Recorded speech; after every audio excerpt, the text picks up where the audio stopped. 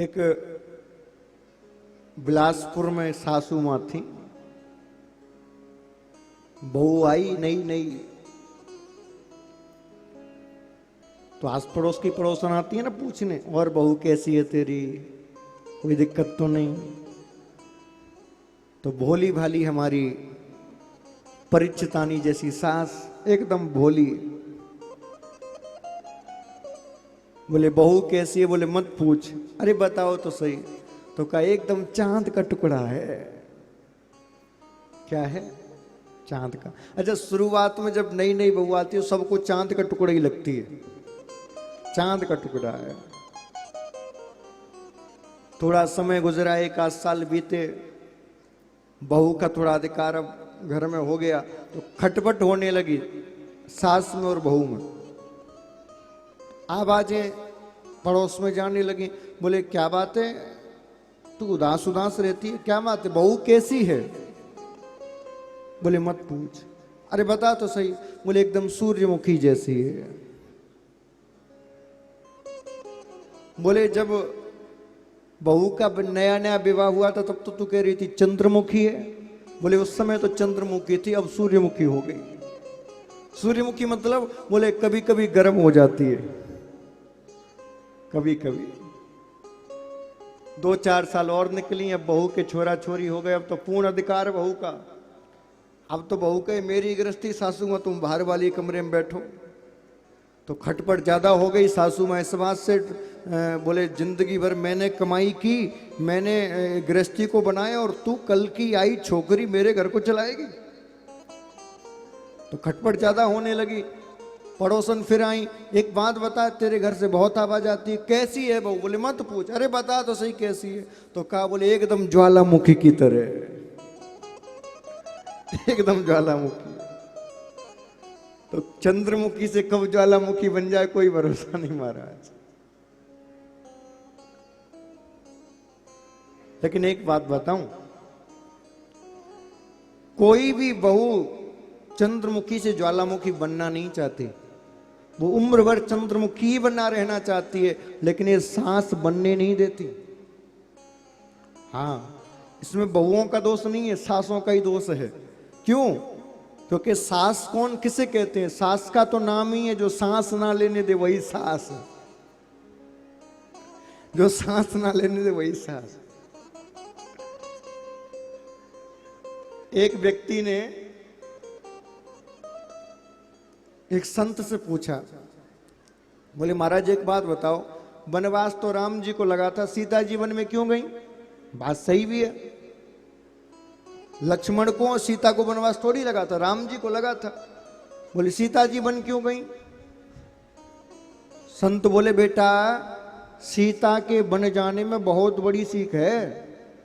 अच्छा, क्या सीख है? बोले सीता के वन जाने में बहुत बड़ी सीख है, घर में 3-3 सास हो तो फिर जंगली ठीक है? एक सास तुम्हारा जीना हराम कर देती है, 3 के मारे तो हालत खराब, तो जंगली ठीक है इससे तो। इसीलिए मैं यहां जितनी सास बैठी है ना, उनसे निवेदन करूंगा, जब आपके घर में बहू आ जाए, अपने अधिकारों को, अपनी जिम्मेदारियों को अपनी बहू को सौंप दीजिए, यदि आपको प्रसन्न रहना है तो। और जो ये कहती है ना, मेरी बहू तो मैं अपनी बेटी की तरह रखती हूं, ये झूठ किसी और से जाके बोलना, क्योंकि बहू बेटी कभी बन ही नहीं सकती। बेटी तुम्हारी 8 बजे 9 बजे सो के उठती है, बहू यदि 5 से 6 भी बज जाए, तुम सिर पूरे घर को सिर पर उठा लोगी, मानोगी बहू को बेटी की तरह? हाँ जी कि ना जी? तो ये तो केवल कहने वाली बातें हैं, बहू को बेटी बनाने की जरूरत नहीं है, बहू को बहू ही मान लो तो कल्याण हो जाएगा। यदि आज की 99% सास क्यों दुखी हैं, मूल कारण बता रहा हूं, क्योंकि वो अपनी जिम्मेदारियों को, तिजोरी की चाबी को सौंपना नहीं चाहती, इसलिए दुखी हैं। जैसे ही बहू आए, सारी व्यवस्था वो समझ जाए, उसी समय घर की सारी जिम्मेदारी, सारी व्यवस्था बहू को सौंप दो। बोले बहू, आज तक ये घर, ये गृहस्थी मेरी थी, आज के बाद ये तेरी है, अब तू जाने तेरा काम जाने, अब मुझे भजन करने दे।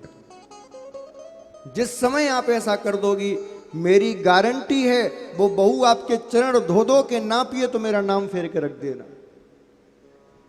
और तुम बात बात पे कमी निकालोगी, नमक ज्यादा हो गया, मिर्च ज्यादा हो गई, ऐसे कपड़े क्यों पहन रही है, ऐसे कहाँ जा रही है, ये क्यों कर रही है, तो बहू भी कहेगी बुढ़िया कब मरेगी। जब देखो चिच किच किच किच किच करती रहती है। हाँ? इसीलिए मैं जितनी बैठी है सबसे निवेदन कर रहा हूं, शांति चाहती हो तो अधिकारों को त्याग दीजिए। और आपकी इज्जत इसी में है कि आप अपनी स्वेच्छा से अधिकार दे दो, क्योंकि वो यदि छीन के लेगी तो अधिकार भी जाएगा और इज्जत भी जाएगी, दोनों जाएंगे। किसी व्यक्ति की उम्र हो गई हो और वो किसी विशेष पद पर हो, तो अपने आप वो उस पद का त्याग करके रिटायरमेंट ले ले, उसमें उसकी इज्जत है कि कोई उसको चुनाव हरा के और बुरी तरीका से परास्त करके वो गद्दी से निकाले, उसमें इज्जत है? बोलो।